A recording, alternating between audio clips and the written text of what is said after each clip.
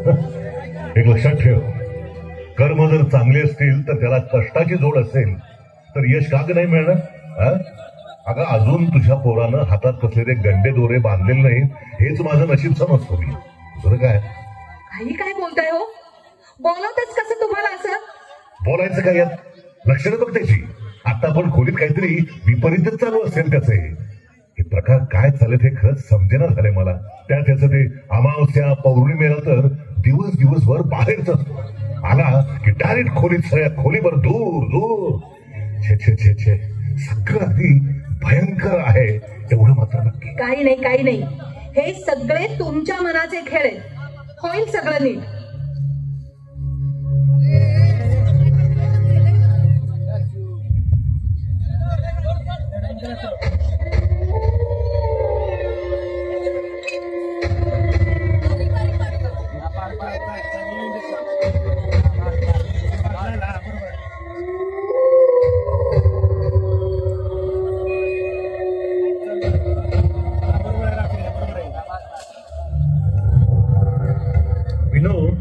लेका गुरुजीनं सांगितल्याप्रमाणे 4 अमावस्या जागलो, पण काय साध्य झालं ना? गावली तरी का ती उमर पुजणारी बिब्याक का? या मर्दा जरा धीर दे. आज परत लिंबू आणलाय मंत्रून, आणि ही बघ ही फावली पण. आज नाही तिला पकडले तर नावाचा विनू नाही. मग बघे हे बिब्याकाच्या अंगातलं छोटी कसं पटापट माझ्या मागण्या पुऱ्या करते. करणारच. अरे गुरुजीचं ताईत आणि लिंबू आईच तसा. मला तर पटत नाही बा. नजर लागून काय आटली, दृष्ट लागून घराला भेग काय पडली, ती काळ तोंडी आडवी आली म्हणून काम कसं फसलं. अरे कसल्या या खुल्या समजुती मर्दा. उलटी पक 3 दारी लिंबू यानं आपलं काय भलं होईल होय? क्या तुला पटत नसतं तर दे सोडून, पण डोळ्यानं जेव्हा बघशील का नाही तेव्हा कळल तुला. अरे आजचा शेवटचा चान्स आहे. ती नागवी बिब्याका आज कशी चकवा देती तेच बघायचं आहे. तिला आज वश करून डाव साधणारच. Right bro. अरे नुसतं कर्म करून नाही झालं, दैव नशीब लागतं पाठीची. त्यासाठी बांधून घ्यावी लागते ही अघोरी शक्ती याची. हे बघ विक्या, आपली पुत्री आपली जान आहे. आपण सगळे हरणी बोलतो तिला, बरोबर आहे का नाही? बरोबर. आणि आपली अपेक्षा काय? हरणीनं मैदान मारलंच पाहिजे. म्हणून काय केलं आपण? विक्या भाईनं गुरुजींच्याकडे नेलं. हे विक्या, हे बघ गुरुजींनी आपल्याला फुग्या दिल्या. मैदानातच नवं रोज खिशातनं घेऊन फिरतोय बर का. खरं हरणी काय मैदान मारेना गाड्या. 4-5 सेकंदाचा फरक काही निघणं झाला. बघ बाबा, काय तर करायलाच पाहिजे. मला तर वाटतं की नाही गुरुजींच्याकडे परत जाऊन यायला पाहिजे एकदा. हे बघ समय आहे बघ, हे निघणार. अरे मित्रा सगळं होणार. अरे बाबा तू खाल्लं गेलं की जरू असं कवा नसते रे बाबा. हे बघ 2 वर्षापासून त्या पलीकडच्या गल्लीतली महिला नकार देत्या, अपमान करत्या, पाण्यातनं बाहेर काढलेल्या माशासारखी तडफड होती आपली. पण सोडतो का काय? बरोबर कार्यक्रम बनवलाय. जखम किती बी वर्मी असू दे, आपलं औषधच कडक आहे. अरे पण ते लेका व्हायचं कवा होणार, आणि ते आपला गुरुजीच करणार. गॅरंटी आहे आपली, गॅरंटी.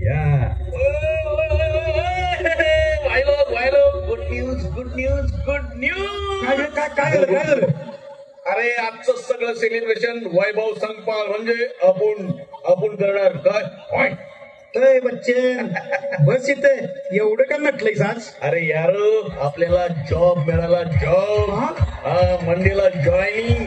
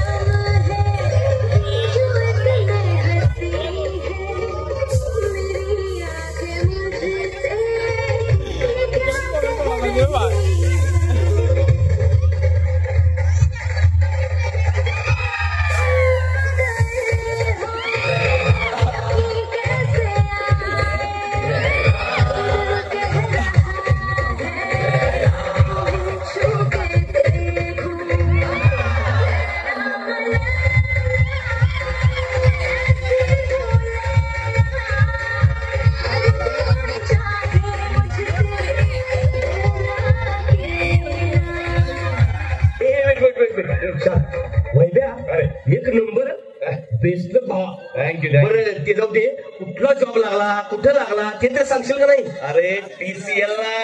TCL ला? अरे पण अगोदर 4 वेळा तिथनच तू रिजेक्ट झाला होतास ना. आणि परत TCL ला जॉब.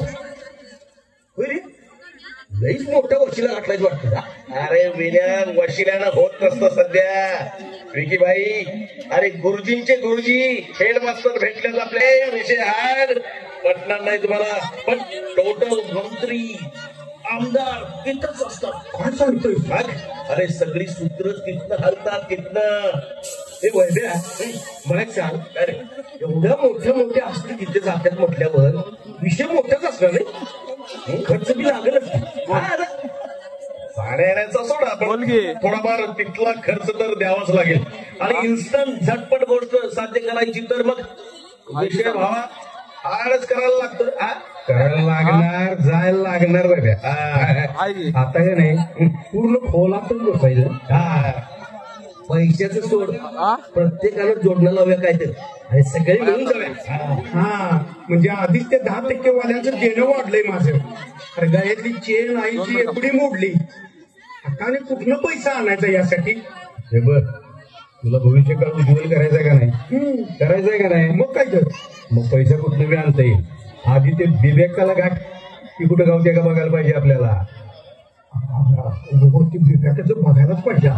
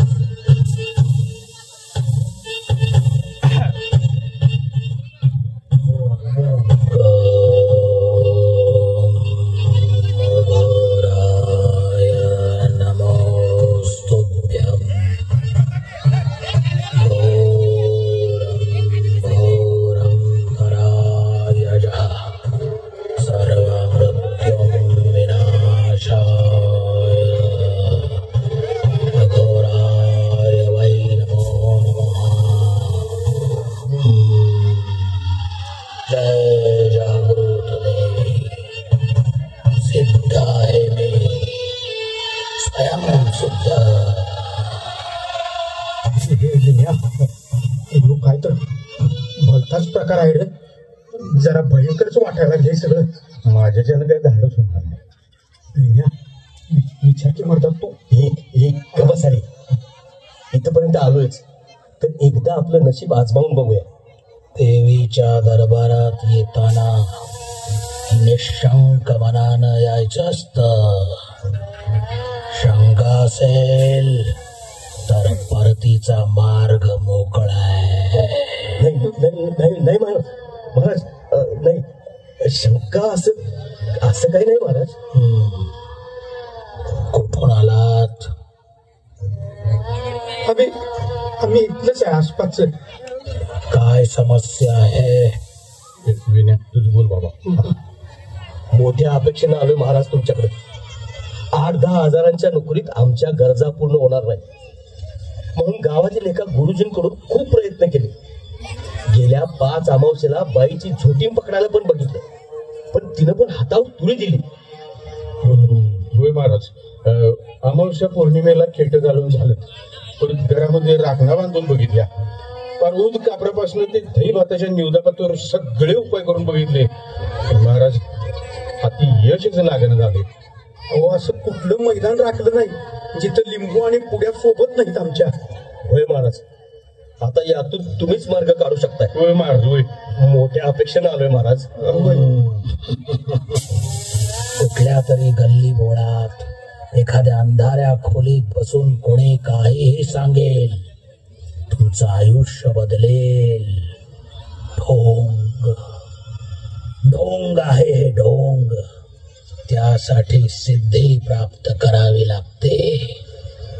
माझ्या घोरी शक्तीच्या प्रभावामुळे असंभव गोष्ट ही संभव होते. सिद्ध आहे मी, स्वयं सिद्ध. महाराज तुम्ही सांगाल तो उपाय करू आम्ही. त्यासाठी अंगात धाडस असलं पाहिजे, वाघाचं काळीज असलं पाहिजे. जागृत देवीचा दरबार आहे हा. कोणतीच गोष्ट सहजासहजी प्राप्त होत नाही.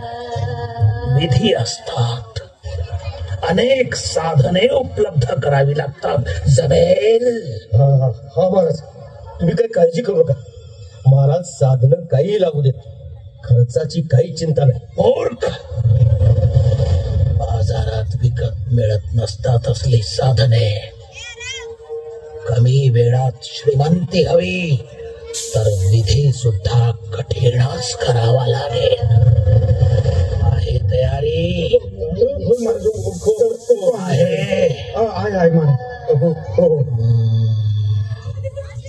येत्या अमावस्येला जागृत देवीची महापूजा आहे.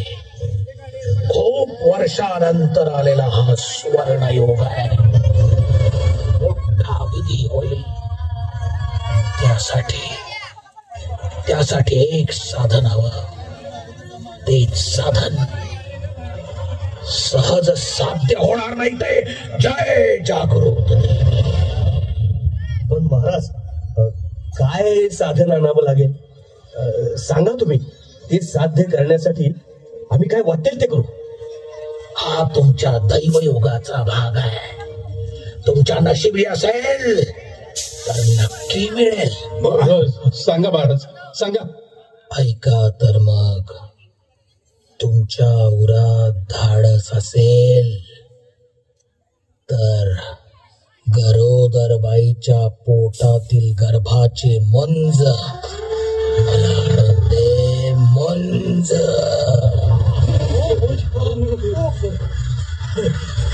जिजाबाईला मारायची आणि तिच्या भावाची मुंज आणायची. नाही बाबा, नाही, आम्हाला नाही जमायचे. असं अखेरीत आमच्या हात नाही नाही. वाटलंच मला. तुमचं हे काम नव्हेच तर भोग. या घोरी पूजेसाठी निष्ठुर काळजाची माणसं मला हवी. तुमचा उपयोग नाही. तुम्ही जा इथून. पण महाराज, याला काही दुसरा तोडगा नाही का, म्हणजे जो आम्हाला जमेल? दुसरा तोडगा आहे. दुसरा तोडगा म्हणजे येत्या अमावस्येपर्यंत एका मयत झालेल्या ओल्या बाळंतिणीच्या उरातील अस्थी आणाव्या लागतील. या विधीसाठी अस्थी. तेव्हाच तुमच्या मनातील इच्छा पूर्ण होतील. घरात पैशांचा खळखळाट होईल. कुबेर नांदेल तुमच्या घरात.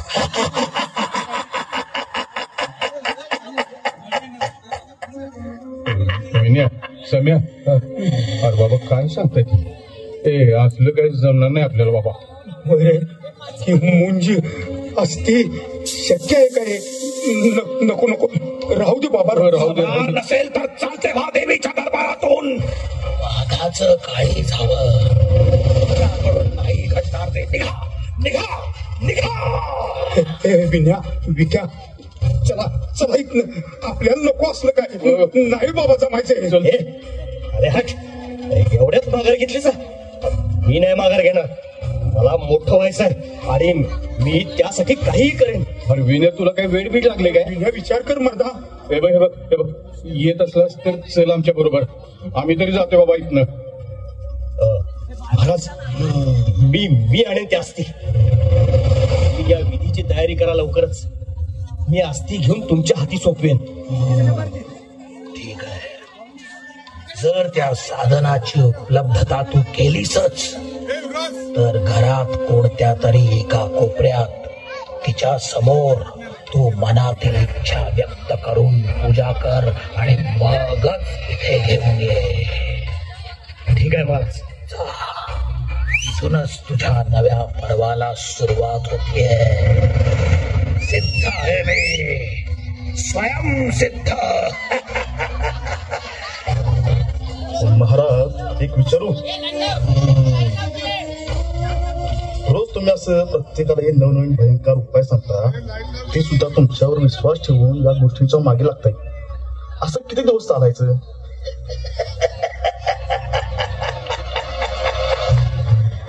चालणार, हे असंच चालणार.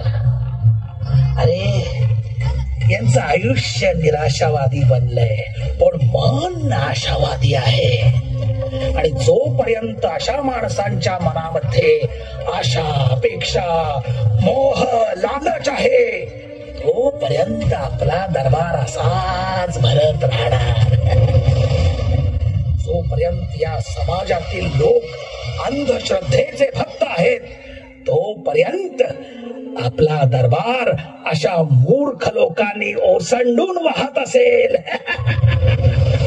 सिद्ध आहे मी, स्वयं सिद्ध.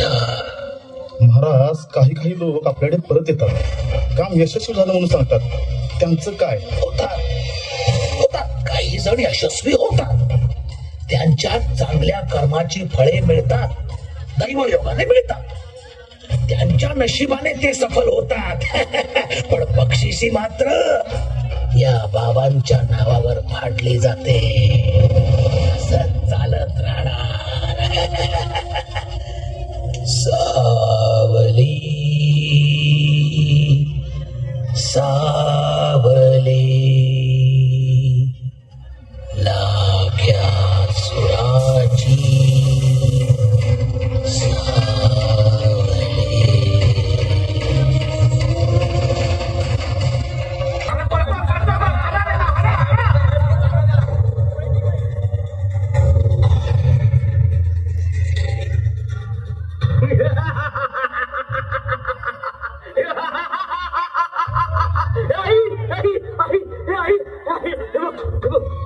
काय मिळवले.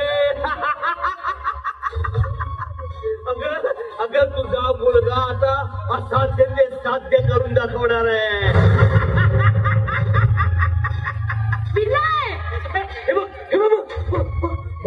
माझं प्रारब्ध बदलणारी ओल्या बाळंतिणीची हाड.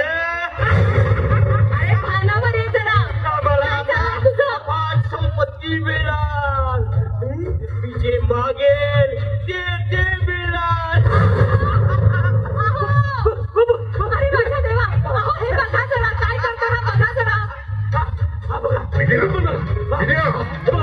मेलेल्या ओल्या बाळंतिणीची हाड.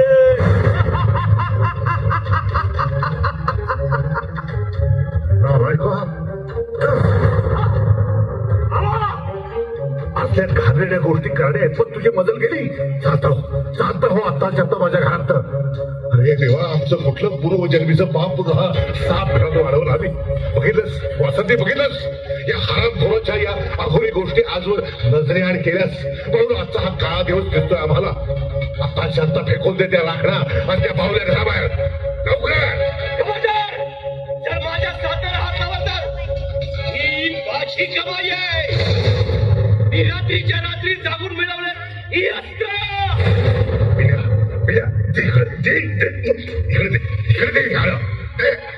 थांब आता, तुला संपवतोच तुझा हा खेळ. पास झाली तुझी खेळ. अरे घर रे, हे घर स्मशान नव्हे. बाबा बाबा, तुमचा तर खूप छान केलं मी. आता माझा नव्हे, तुमचा खेळ संपवायची वेळ आली.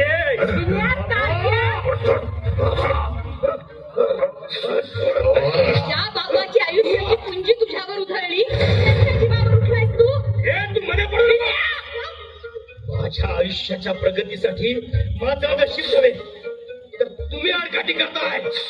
मला संपवल्याशिवाय माझं चांगलं होणार नाही. माझा खेळ संपवताय काय? आता मी तुम्हाला संपवतो.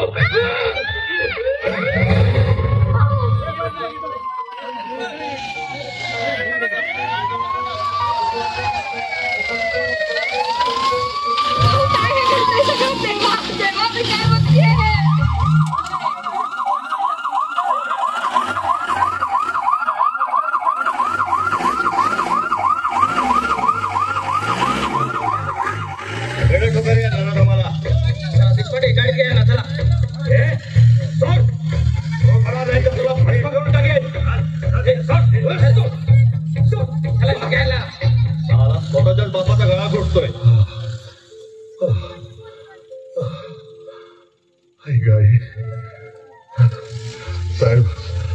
सर वेळेवर आलात म्हणून बरं झालं, नाही तर घात झाला होता.